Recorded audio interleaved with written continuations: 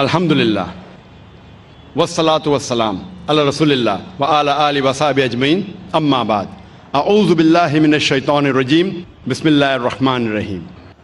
میرے محترم بزرگوں، میرے عزیز بھائیوں اور بہنوں، اور پیس ٹی وی پہ لائیو دیکھنے والے کروڑوں ناظرین، السلام علیکم ورحمۃ اللہ وبرکاتہ۔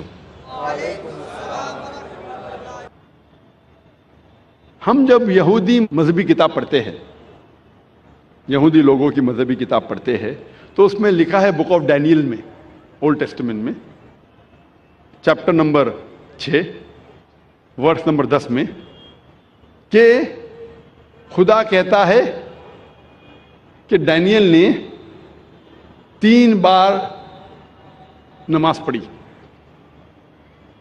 تو یہودی مذہب میں 3 بار نماز پڑھنا چاہیے۔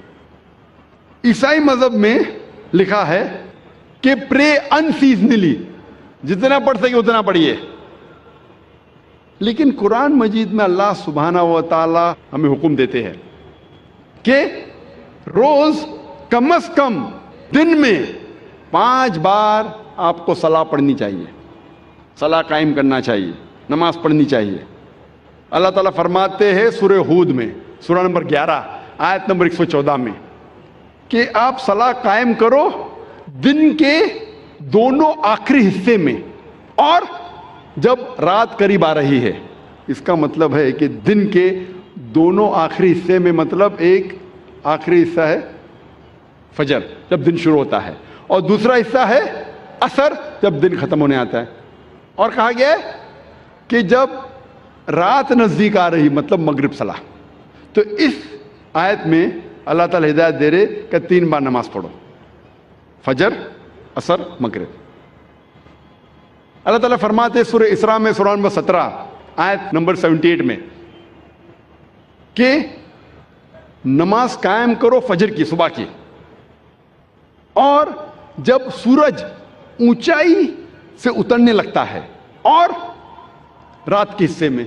یہاں اللہ تعالیٰ ہمیں کہہ رہے 3 بار نماز پڑھو، ایک ہے فجر، تو پھر سے دہرایا گیا ہے، جو سورہ ہود میں بھی کہا گیا تھا، اور سورج جب سب سے اونچے حصے پہ ہے، ایٹ دا پینیکل، جب اترنے لگتا ہے، یہ وقت ظہر کا، اور رات کے حصے میں یہ عشاء کا۔ تو یہ دونوں آیتوں سے ظاہر ہوتا ہے کہ ہمیں کم از کم نماز 5 بار پڑھنی چاہیے۔ اور کئی آیتوں میں اللہ تعالیٰ ذکر کرتے نماز پڑھنے کے بارے میں، مثال کے طور پہ سورہ طہ سورہ نمبر 20 آیت نمبر 130 میں، اور سورہ روم سورہ نمبر 30 آیت نمبر 17-18 میں۔ ہر مسلم کو کم از کم 5 بار صلاح قائم کرنی چاہیے۔ ایک ہے فجر، جب دن شروع ہوتا ہے، جب رات میں آپ کو سفیدی نظر آتی ہے، اس وقت سے لے کے سورج نکلنے کے پہلے تک۔ پھر ظہر کا وقت، سورج سب سے اونچائی پہ رہتا ہے جب اترنے لگتا ہے، اور ظہر اور عصر کے بیچ، یا جب آپ کی پرچھائی دگنی ہو جاتی ہے۔ تیسری صلاح ہے عصر، ظہر کے وقت کے بعد سے شروع ہوتی ہے اور سورج ڈھلنے سے پہلے۔ چوتھی صلاح ہے مغرب کی، سورج ڈھلنے کے بعد سے شروع ہوتی ہے اور آسمان میں لالے ختم ہونے سے پہلے۔ اور آخری صلاح ہے عشاء کی، جو مغرب صلاح کے بعد سے لے کے نصف اللیل تک، رات کے آدھے حصے۔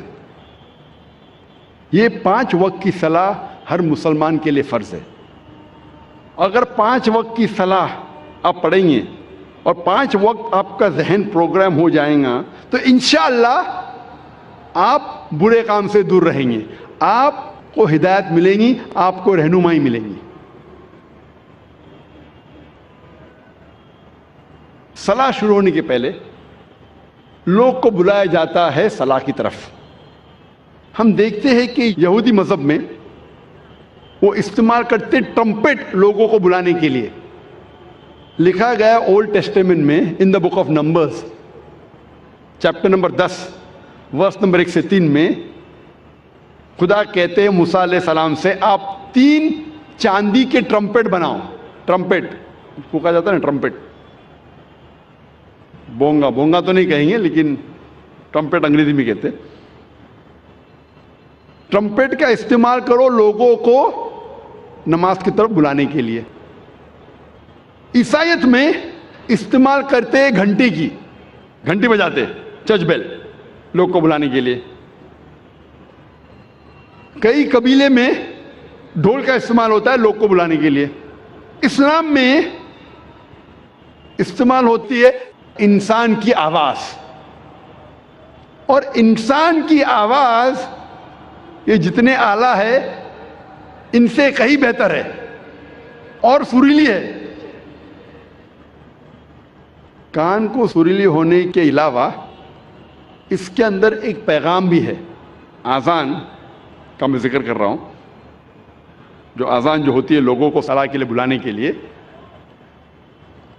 आवाज सुरीली होने के अलावा ये अफसोस की बात है कि बंबई शहर में जो मस्जिदों में आज़ान होती है, अफसोस की बात है अक्सर ये आज़ान सुरीली नहीं होती, कान को तकलीफ ज्यादा देती है, रहनुमाई के बदले तकलीफ ज्यादा देती है। आप अगर हरमैन की आज़ान सुनेंगे, मक्का की या मदीना की, माशाअल्लाह आपका दिल खुश हो जाता है।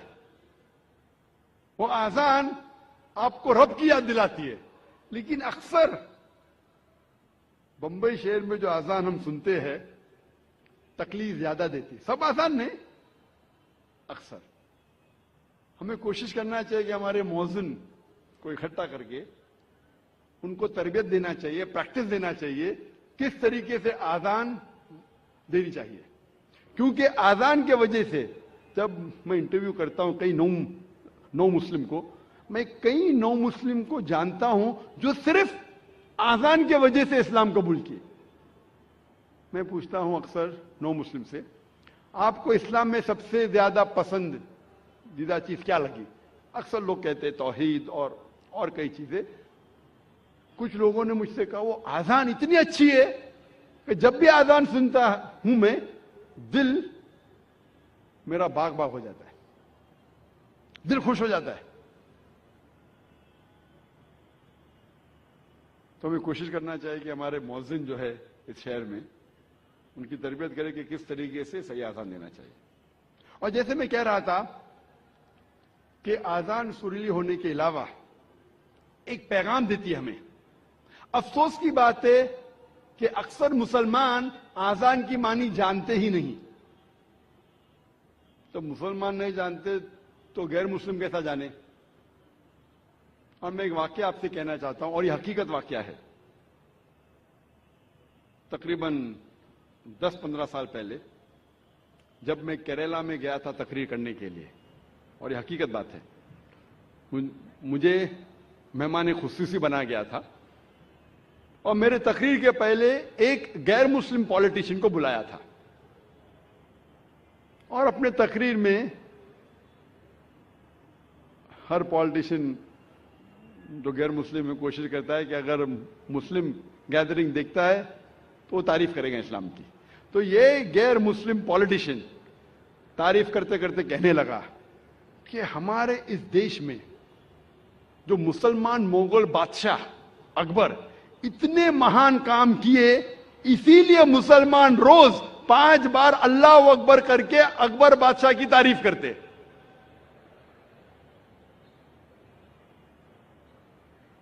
आप समझ रहे होंगे जोक है, जोक नहीं हकीकत है, और मैं खुद गवाह हूं। मैं स्टेज पे बैठा था, अच्छा मेरे तकरीर के पहले उसने कहा, तकरीर में मैंने उसकी गलतफहमी को दूर किया कि हम मुसलमान जब अल्लाह अकबर बोलते हैं तो अकबर बादशाह की तारीफ नहीं करते। अकबर बादशाह तो मौजूद भी नहीं था उस वक्त, अल्लाह के रसूल के टाइम पर अकबर बादशाह कहां थे?